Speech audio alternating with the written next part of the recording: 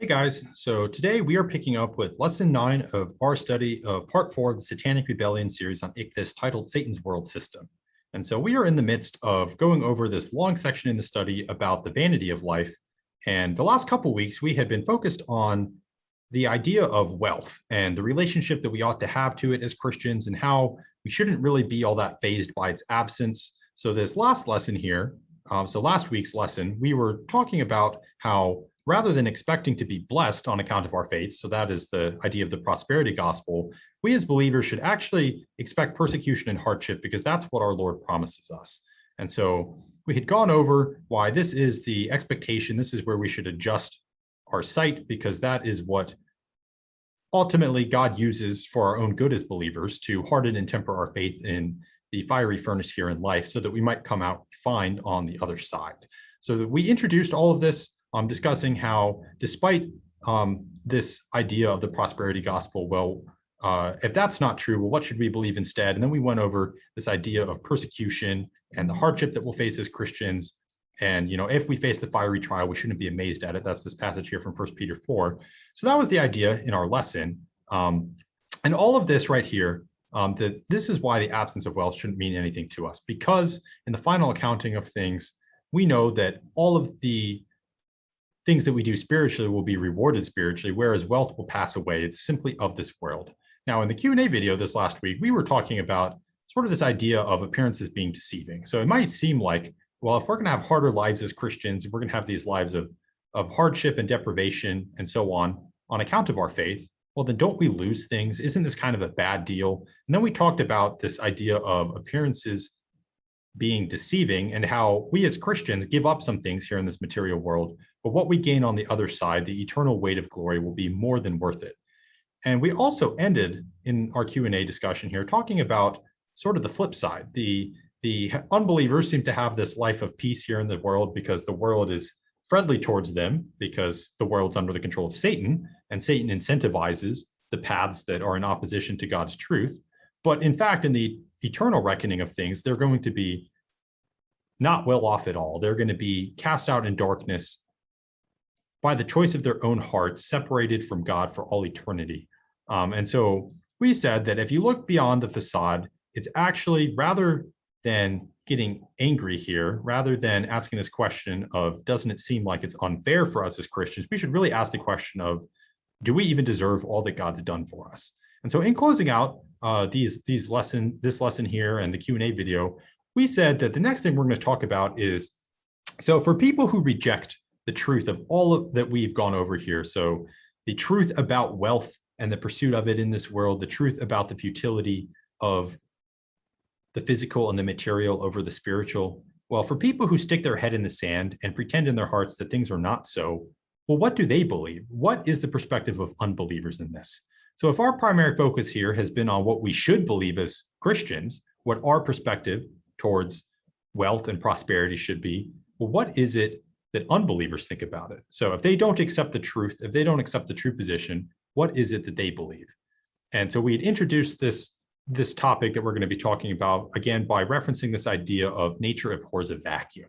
So just how in nature things will come to fill the void, so too in the human mind. And so given that unbelievers reject the truth, well, something will come to take its place. And as we'll see later today, that something for many people is the pursuit of wealth and security and happiness in this world.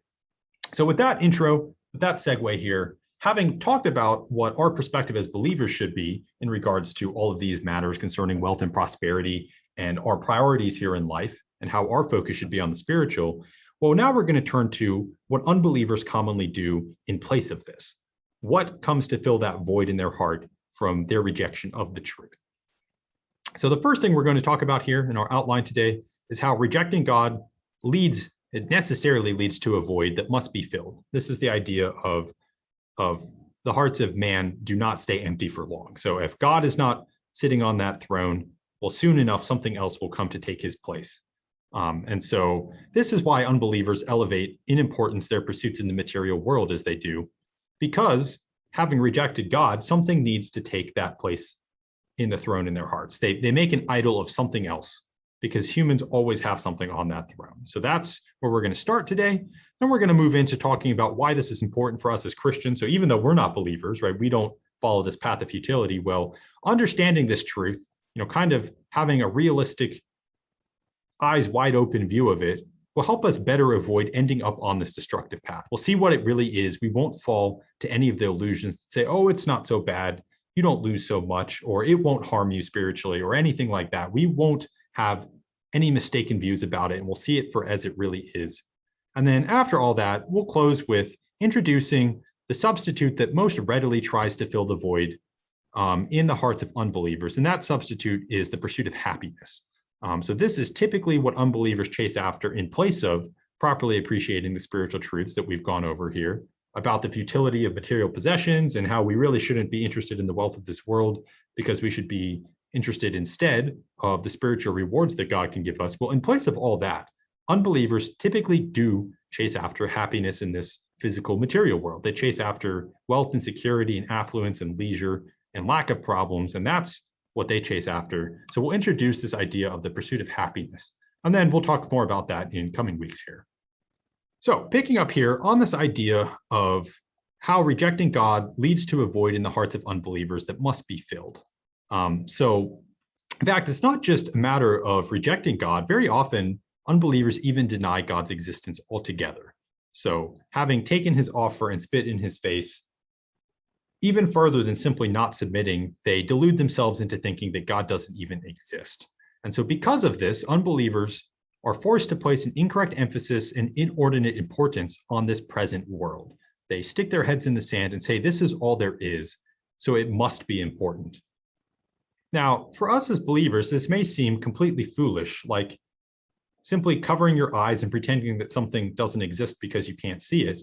But this is how unbelievers reduce some of the cognitive dissonance of rejecting the truth that is plainly before them from creation. We'll get to one of the big passages on natural revelation in a couple slides here. So even though it seems irrational to us, it is sort of logical in its own twisted way of having rejected the truth. They do everything in their power to not make the rejection of that truth always cause cognitive dissonance for them. And one of the ways they do that is to say, well, we rejected God. We say God isn't important. So we're going to say something else is important instead, because then we don't have to always think about how nothing really matters. But the problem is this blindness, this self-delusion, this suppression of the truth about God, well, this necessarily elevates the world and the world's present ruler, which is Satan, into the realm of God in the unbeliever's eyes. So this is what we're introducing here, this idea that the throne in the heart of every man is never empty for long. So having rejected God, having started down this path of self-delusion so that uncomfortable truths about existential reality don't have to be faced, well, having done this, unbelievers necessarily put something else on the throne in their hearts, and they elevate this world, this physical material existence, and therefore the ruler of this world, who's Satan, the puppet master behind the scenes pulling all the strings, well, they elevate those things onto the throne in their heart. It takes God's rightful place as their first priority in all that they think, say, and do. So this is introducing this. Now we're going to look at this passage in Romans chapter 1 that kind of hits on some of this, that talks about natural revelation and the rejection of the truth on the part of unbelievers. So I'm going to go ahead and read this whole passage here. This is picking up in Romans chapter 1, verses 18 through 23. So Romans 1:18. God's wrath is about to be revealed from the heaven upon all ungodliness and unrighteousness, on men who suppress the truth about God in their unrighteousness. For that which can be known about God from everyday experience is obvious to them, because God has made it obvious. His nature, though invisible, is nevertheless plainly apparent, and has been since his foundation of the world, for it may be clearly inferred from this creation of his. This is true of both his eternal power and his divinity, so that they are without any excuse. They knew about God, but they neither honored him as God nor thanked him. Instead, they gave themselves over to the vanity of this world in their speculations, and their senseless hearts were filled with darkness. Claiming to be wise, they became foolish, for they exchanged the glory of the incorruptible God for images and likenesses of corruptible men, of birds and beasts and reptiles. So here in this passage, this is the point where spiritual degeneration begins for the unbeliever. Having faced this truth about God's existence and his eternal power and his divinity, these things that are clear from material creation, you might also compare Psalm chapter 19, which talks about how creation sings of the glory of God, right, day and night. Well, having rejected this truth, this natural revelation, the unbelievers come instead to accept a lie. They exchange these things, the glory of the incorruptible God, for idols in their hearts. So images and likenesses of corruptible men, of birds and beasts and reptiles. And as we're arguing here, for the pursuit of happiness, for the pursuit of material things in this world, they put some idol on the throne in their heart rather than God, as is proper. So as this passage makes clear, even though it's uncomfortable, even though a lot of people will push back against this truth, this passage makes it perfectly clear that everyone, all people, at some point in their lives, come to appreciate the existence of God. And in most cases, this won't be something that is put off until people are very elderly. It will be something that happens early on, by the time people achieve intellectual maturity. Nevertheless, the fact that the majority of people in the history of the world have gone on to reject him, well, this is just evidence of how ungrateful human beings can be. That despite everything pointing to God's existence and his power, people still find some way in their hearts to turn away from God. And in so doing, they replace God in their thinking with other objects, even denying his existence altogether. Well, even when they do all of this, it doesn't change the fact that God exists and that these things are so, that he has ordered the universe in such a way to turn people to him. Just because you deny that something exists does not actually mean that it doesn't exist. So this is the futility of unbelief, that no matter what people say, no matter what they may think, even honestly believe in their hearts, they're just deluding themselves, because we know that God does exist, and creation itself testifies as to his existence and his power, right? His eternal power and his divinity. So the point that we are making here, and that this passage makes here at the end of the passage, down towards verse 23, is that in exchanging this glory of the incorruptible God, right, in throwing away their knowledge of God and belief in him, well, something else comes to sit on the throne in their hearts. They exchange that for something else. It's necessary that this substitution occurs. Because once God has been rejected, some substitute will necessarily be accepted in place of the ultimate truth. And so you might ask, for us as believers, well, we're not unbelievers. We don't reject the truth of God in our hearts, and we don't fall into idolatry like this, putting something in God's rightful place in our hearts and our thoughts. Well, so if we don't do that, why learn about it? Why spend time teaching on it and thinking about it? Well, this is something that's important for us to do as Christians, because it helps us understand this truth. It helps us understand how people harden their hearts and turn away from God and fall into this pattern of thought. And in so understanding that, it can help us better avoid ending up on the destructive path ourselves. So by seeing things how they truly are, by not having any illusions about this path that unbelievers take, it can better disincentivize that path in our own view, and we'll have an easier time not getting tricked into stumbling onto it ourselves. So this process of substituting worldly concerns for God, of having that idol sit on the throne rather than God, well, that is the inevitable path of unbelief. And as we're saying here, it's important for us as Christians to have no illusions in this regard, lest we share in any way in the downward spiral that comes from choosing the vanity of this world or over our relationship with God in Jesus Christ. So in case we in any way are tempted to go do the same thing, the point here is, if we take pains to take a sober look at what this path really entails, this vanity and self-delusion that people follow by rejecting God and putting something in his place, well, if we properly understand that, it makes it easier for us to never fall onto this deceptive path here, to listen to the siren song that calls out to us, because we see it for what it really is, rather than falling for the illusion.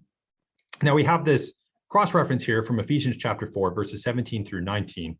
And this is on the idea of us not caving in to the lie that unbelievers do, of us instead making a clean break from that pattern of thought and living in the truth instead. So this is Paul in Ephesians chapter 4, and he says, "So I tell you this and insist on it in the Lord, that you no longer live as the Gentiles do in futility of mind, darkened in thought and separated from the life of God because of the ignorance that is in them, because of the hardening of their hearts. Having lost all sensitivity to God's truth, they have given themselves over to sensuality to indulge in every kind of impurity with a continual lust for more." So because of the hardening of their hearts, unbelievers become separated from God. They turn to other things. They turn to sensuality to indulge in every kind of impurity. This is what replaces God. This is the pattern of behavior that is a consequence of rejecting God in unbelief. Okay, so having discussed now the substitution and discussed why it can be useful for us to discuss it as Christians so that we can avoid stumbling on this destructive path ourselves, well, now we're going to kind of turn our thoughts back to the wider context. So we've argued here that hardness, blindness, and self-delusion are the inevitable results of rejecting the truth and turning away from God. So these are the inevitable results of unbelief. And actually, Ichthus has something up on this idea of unbelievers hardening their hearts. There's a series on Ichthus talking about Exodus chapter 14, and one of the lessons in this series here, so the second one, in this series on Exodus 14 is all about the hardening of Pharaoh's heart and how that interacts with Pharaoh's free will and God giving him over to his choices and the hardening effects of unbelief. So that's just if you want more on this idea. But anyway, this is what we have discussed here. This is what we've established is the necessary consequence of unbelief, this hardness and blindness and self-delusion. But now to turn us back to our wider context, we're going to talk about how Satan uses this to his advantage. So using this fact that these things are the necessary consequence of unbelief, well, the God of this world thus blinds the minds of unbelievers. And in fact, we are almost quoting word for word this verse here from 2 Corinthians 4, 2 Corinthians 4:4, which says, "The God of this world has blinded the minds of the unbelieving so that they might not see the light of the gospel of the glory of Christ." So Satan uses these things to spiritually blind people so that the proper quest for God, so all of the things that we have been saying in the last couple lessons that we should be pursuing as Christians, esteeming the spiritual over the physical and the material here in this fallen world, well, such that that proper quest is replaced instead by a never-ending quest for happiness. So a quest for things here in this material world where the focus, rather than being on the spiritual, is on the physical. So we have it from Solomon, who's the wisest man who ever lived, apart from our Lord, of course, that no avenue of human activity, no amount of success or accumulation of wealth can ever actually bring true happiness, for all such things are chasing after the wind and are ultimately pointless. And this is, sort of a paraphrase here of Ecclesiastes chapters 1 and 2. This is the vanity of the world that we have been echoing time and time again in this section of the study on the vanity of life. Now, even though this is true, even with this being the case, nevertheless, unbelievers pursue happiness with all the zeal they can muster. So they give themselves over to this pursuit of happiness, channeling their time and energy here in this pursuit instead of focusing on the proper spiritual ends to which they should aspire. And this is the substitution effect that we have been discussing here today, that given that they do reject the truth of the importance of spiritual ends in their lives, the spiritual goals that they should be aspiring to, well, given that they reject that, something else takes their place. Something else catches their fancy and attracts their passions. And that thing, for many people, is this pursuit of happiness. Now, today we've just brought this up. We've said that this is probably the most common substitution that unbelievers make in their heart. But we're sort of just going to introduce it today because in the coming week, we will be examining this ultimately futile quest for happiness in more depth. We'll be talking about why unbelievers do it, why they think it kind of makes sense, and how it helps them avoid thinking about mortality. But that's where we'll pick up next time. So here's the things that we talked about today. We started by talking about how rejecting God necessarily leads to a void in the hearts of unbelievers that must be filled. And so that reason right there is why unbelievers elevate in importance their pursuits in the material world as they do, because it helps them avoid the cognitive dissonance that comes from living in a world that cries out that God exists and that he's perfect and holy when they are attempting to not believe that in their hearts. And after that, we went over how it's important for us as Christians to understand this truth because it better helps us avoid ending up on the destructive path ourselves. So it helps us avoid buying the illusion that is set up by Satan to try to get us to go on this path as if it were not as bad as we think it is, or maybe there's even good things on it. Well, if we see things with clear eyes, as we should as Christians, we know that this path is never worth walking. And clearly seeing the self-delusion and hardness of heart that comes about as unbelief can help us make a more sober appraisal of the situation and avoid ever falling for the temptations here, instead seeing it as it truly is. And then finally here, we closed on the fact that given this hardness of heart, Satan uses this to great effect, right? He has purposes in this, and he thus blinds the minds of unbelievers. And the most common substitution, as we say here, that is made for this proper quest for God that we should be about as humans, well, the most common substitute that Satan empowers here is this quest for happiness, especially for us here in the material developed world. And so as I say at the end of this last slide here, we have just today introduced this idea of the fact that the never-ending quest for happiness is something that Satan puts forth as an alternative to God. It's what people commonly put on the throne in their hearts rather than God. And while we've just brought it up today, in next week's lesson and for a little bit after that, we will be examining this quest for happiness on the part of unbelievers and why that quest for happiness is ultimately doomed to futility. So that's where we will pick up next time.